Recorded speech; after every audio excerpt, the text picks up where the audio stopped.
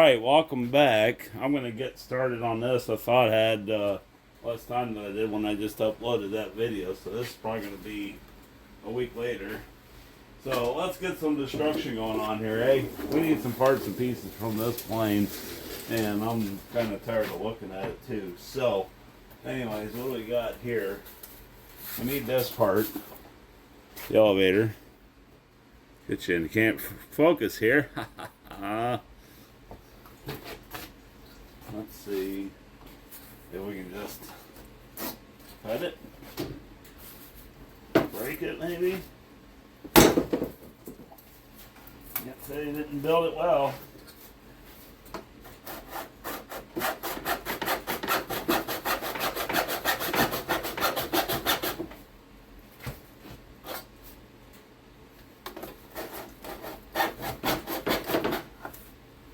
I should be working on the flying thing right now, but I'm not.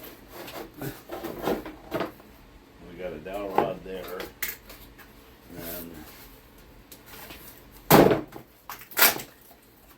it's pretty solid actually. I wonder if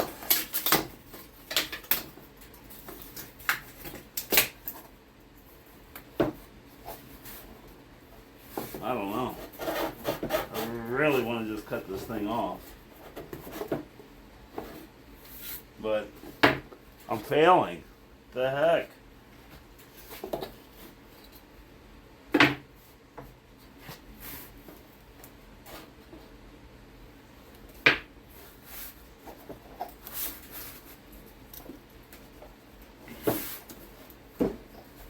Wow.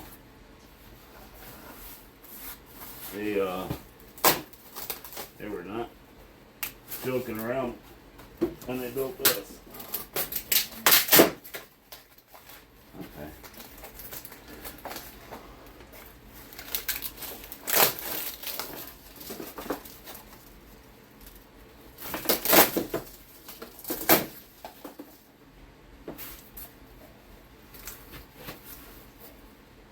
Okay, so we just got the dowel. Don't want to break it.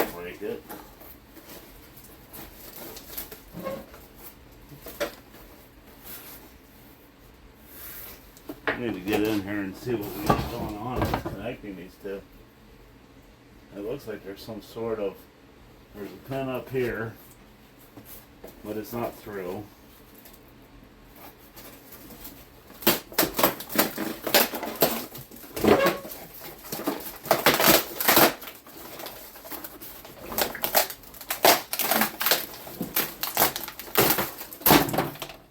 Success.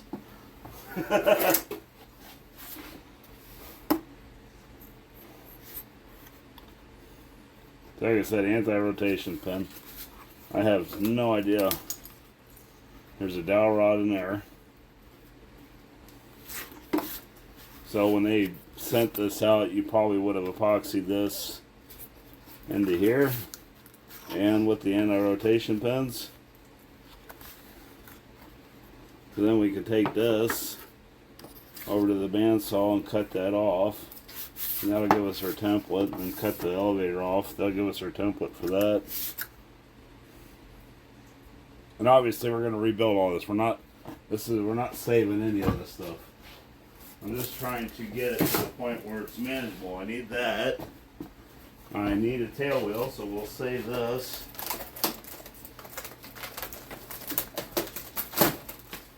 And look how easy that fell apart. I mean, this definitely has gotten weak over the years.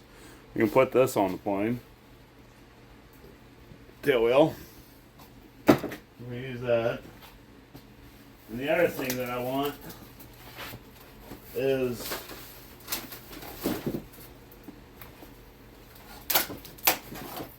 I want to try to harvest this wing tube, because I don't know if you guys have caught it or not, but there's no wing tube going through the profile part of the fuselage.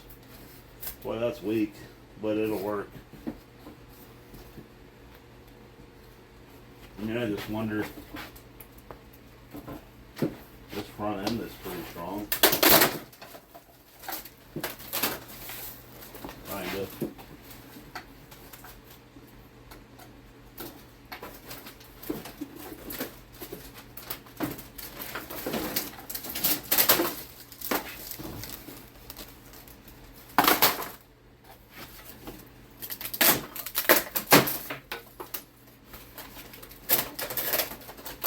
And then we got, remember I was saying we needed some washers for the wing tube? Well, there they are right there. So there's that. I'll say that.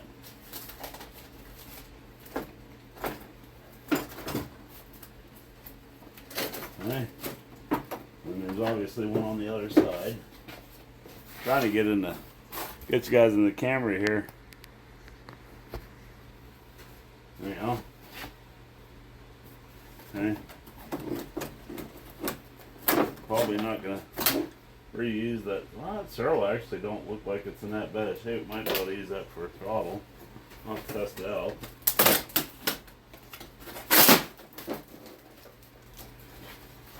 There really ain't much to it, is there?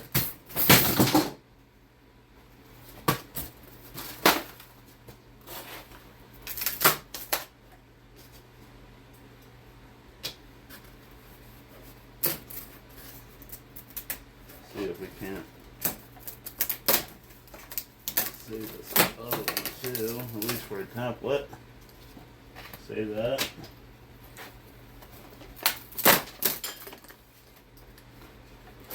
And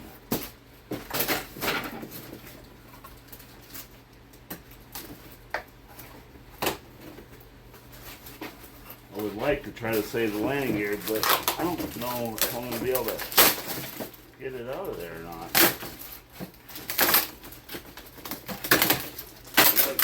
There ain't much. There ain't much holding it together anymore. And we don't need any of it. There's the motor box.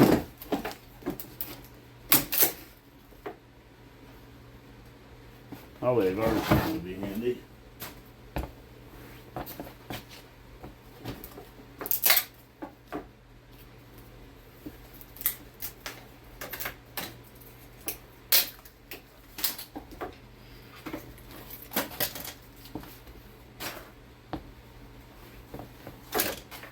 Okay, and then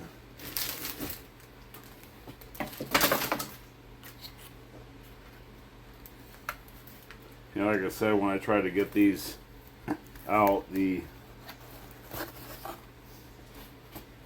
be a good reason why they were just spinning. Look at that.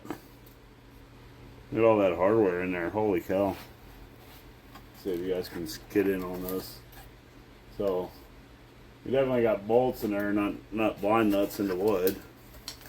And then we got angle brackets.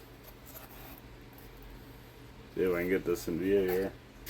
There they are. Angle brackets going up the sides. We can reuse the landing gear on the profile. I'll show you how we're going to do that. Yeah. I'll have to unbolt all that. And then try to save the wing. Now this, that's for going wing tube. And we don't need, I don't think we need it that wide, so we'll put that, we'll clearance the plywood out in the holes in the center section and in the fuselage.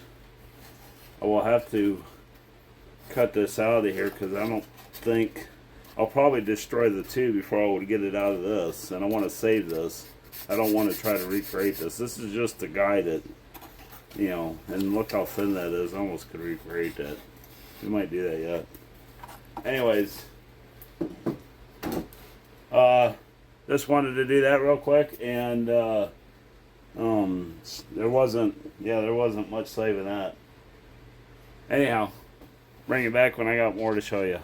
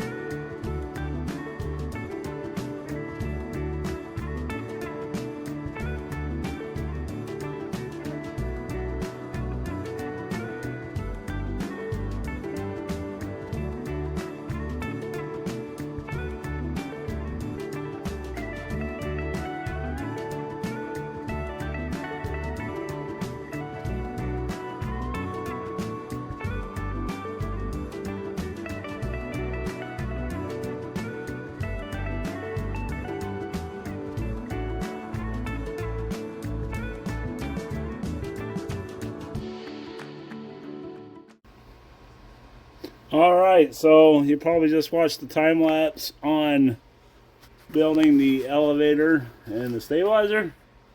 This is the stabilizer. This is an elevator. Try to keep those straight. Try to keep my terminology correct for you guys. So, anyways, I went ahead and drew all this up just like we did the rudder and the fuselage and all that, and got this built up. Thinks it looks pretty good. I'm gonna have to add some hard wood in here for again for points for elevator servos. Yes. Um, this is I built it in one piece with this one piece. I do that just to keep things even. It's important that your elevator is the same side to side. You know, I worked my way around, did my border, and then did all my triangles in here, and then I'll add some balsa wood in here just like I did on the rudder for a hard point to add our control horn. So I'm going to go ahead and get this taken off. I'm going to sand it a little bit before I you know, remove the gap in the middle here, and then we'll hinge it and get it installed. Now, as far as where I'm at, I think so far you've probably watched me tear apart the fuselage so I could get some hardware I needed. Ran into a few problems there. I didn't even think about it. I went ahead and got the wing tube out, but this isn't going to work. It's not long enough. And you might be thinking, well, why is it not long enough? It should be the same width because we made the center sections and all that the same. The only thing that I can think of is, and you know, now that I've you know, totally destroyed everything here. Where is the God? The shop's getting to be a mess, isn't it? Landing gear, front of the fuselage. Anyways, the reason why it's not long enough, and it's not long enough by a couple inches, is because the fuselage side's here, and the inner box that this attached to is here, so there was a gap in there on the original plane. If that makes any sense to you. So, yeah, gonna have to make a phenolic tube there. I got some ideas. We'll experiment a little bit and see what we can do. I got fiberglass, and so I'm not afraid of a little bit of fiberglass work. So I think we can make one that's going to be wide enough so we can get our fuse put together. Because obviously, yep, now I've hogged out the holes that are too big for the tube to slide through like we had it originally. So now I really do need one. I went ahead and got the carbon fiber, and I installed that into the fuselage. So the only thing that I had to do more there was I took the brass tube and I ran it down in there further because this is longer than that. I did end up cutting a few inches off the back. It's approximately 3.5 feet long and goes almost all the way to here. And boy, did that stiffen this thing up. I mean, you can't hardly flex this. Yeah, that's nice. I'm glad I did that. Future builds, we're going to do things a lot differently because I've learned a lot starting this and building this. So if there is another one, I don't have another set of wings for a plane this big. So not right now anyways. So that's where I'm at. I went ahead and installed the engine. I mean, at least temporarily. Oh, gotta watch this thing's tall now. So got that fitted up. I got a little bit more clearancing to do on that. Not gonna do anything with this, except I'm just gonna fill that in with some 30-minute epoxy, and when I go to hinge, and we'll just let it sit in there, and it'll cure, and it'll be just as good as going into wood. Is kind of my thought. So anyways, that's where I'm at with it. And I will, I'm going to not bore you with all the sanding that I got to do here. So I'll get this sanded and get it hinged. I'm using roll-barred hinge points and all this, the bigger ones. So I had to change out my center there for the bigger adapter. If you don't have one of these, please get one. If you use the roll-barred hinge points, they are a lifesaver for setting those hinges up. It really does work good. So, anyways, what else did I do? I sheeted the center more of the center chunk here. Got that going. I got to sand the leading edge yet. But yeah, we're on our way. After I get the elevators installed, the elevators and the stabilizer installed, and get them hinged and installed, if I can talk. I need to set up for my linkages. So we're probably going to have to come in here with some kind of plate system with plywood. I might actually put the rudder servo back here. I know I said I was going to put it up in the wing, but as far as that goes, I want a real stiff linkage, and I don't want the side cluttered up with hard points and, you know, tubes and stuff, a tube going back there to hook it all up. I might be able to actually get that in there, because the elevator servos will probably land right here. Might have to move this. Might have to get a little fancy with that stick there. I'm not sure. Let's see. Since all the servos are the same, I got a couple. So we can do something like that. And a linkage, so it might have to drop down some. And then the other side will go, so they'll go side by side, but one will be on this side and then the other will be on the other side. So yeah, they'll stick out a little bit. I can get you in frame here. Yeah, something like that. I guess there is plenty of room to put 2 servos in there. They have to go the same way, because, you know, you don't want air-ons.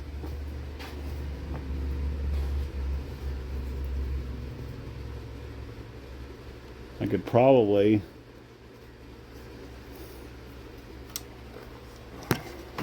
sorry about that. I gotta reach in there. This is hard to do one-handed. So it'll go like that.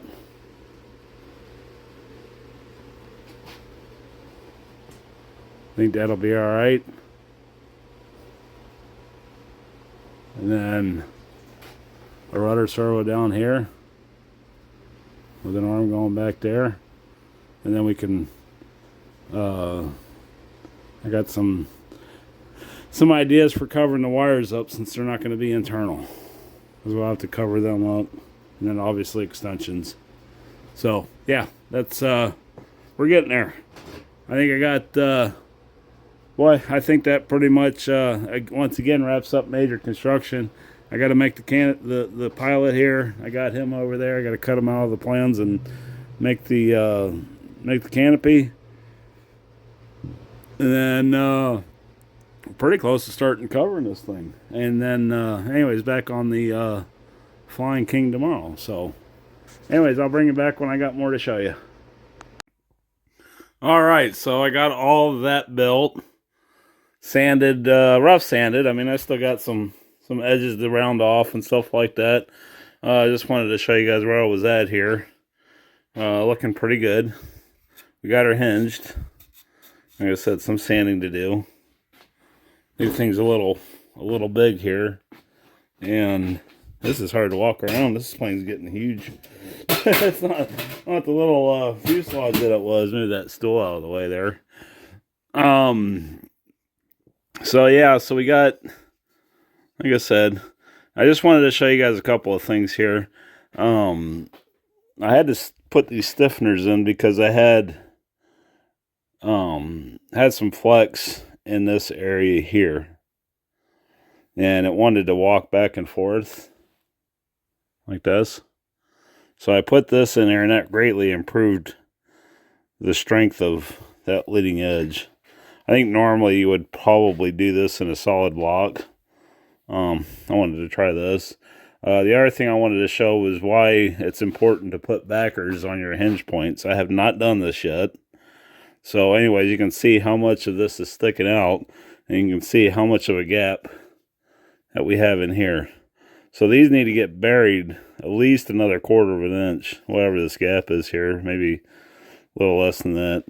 But so what we'll do is we'll come in here on these knuckles, and I usually take my drill and go in there, and then just, if I can get you guys in the photo here, I'll take my drill and just go back and forth sideways like this with just the tip in it, and hog that out a little bit so that knuckles got room to move in. And the other thing I'll do is, you notice we're not getting, now that one's pretty good, but because of the gap, and we'll round off the edges. So we're going to lose a lot of material there by doing that.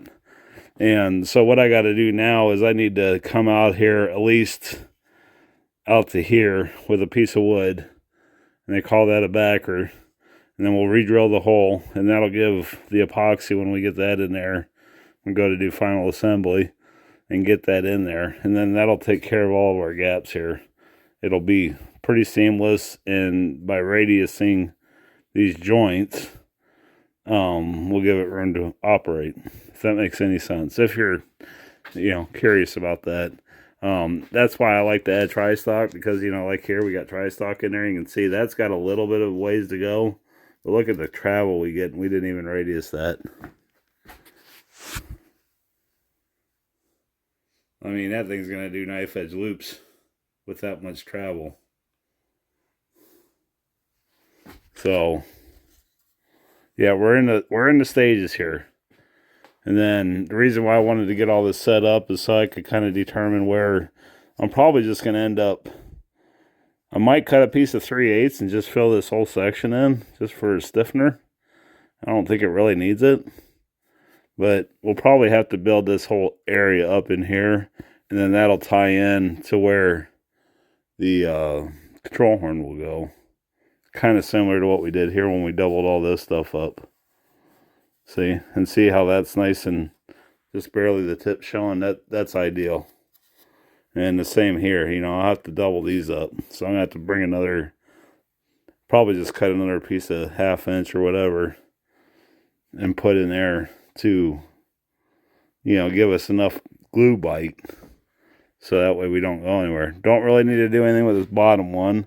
This one, like I said, we're going to fill the tube up with glue right there. I could actually probably just shove a piece of balsa wood in there. That might be another good idea. It's not that ungodly. We got 4 hinges in there. If this one's not glued as well, I doubt it's going to go anywhere. And then we'll have to do this one here and these 3. So that's where we're at. The other thing that I noticed is, wow, this thing got really stiff. Like I said, after I put that carbon in there, it got really stiff. I mean, that's not moving much at all. That's got a little bit of flex to it, but it's pretty good. The flex here is, God, is it bad. Look at this. See how much I can move that? And in the air, you can imagine it might be going like this. And that's going to throw flying off, especially with the power plant we got on it. So I'm probably going to put some hard points in here and do some flying wires and stiffen this tail end up. Yeah, I might try to do that with carbon fiber and some rod. I'll have to experiment a little bit.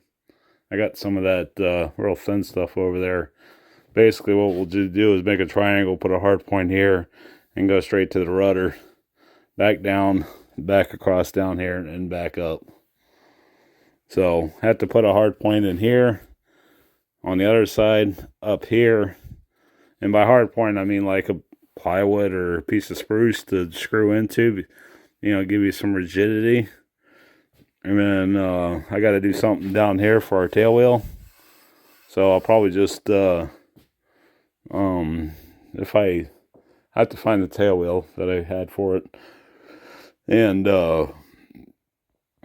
put something to screw that in with. That's all. We got to do all that before we cover. I have been experimenting and asking some questions about this BME 46. The only thing that I've ever not liked about it is its runnability.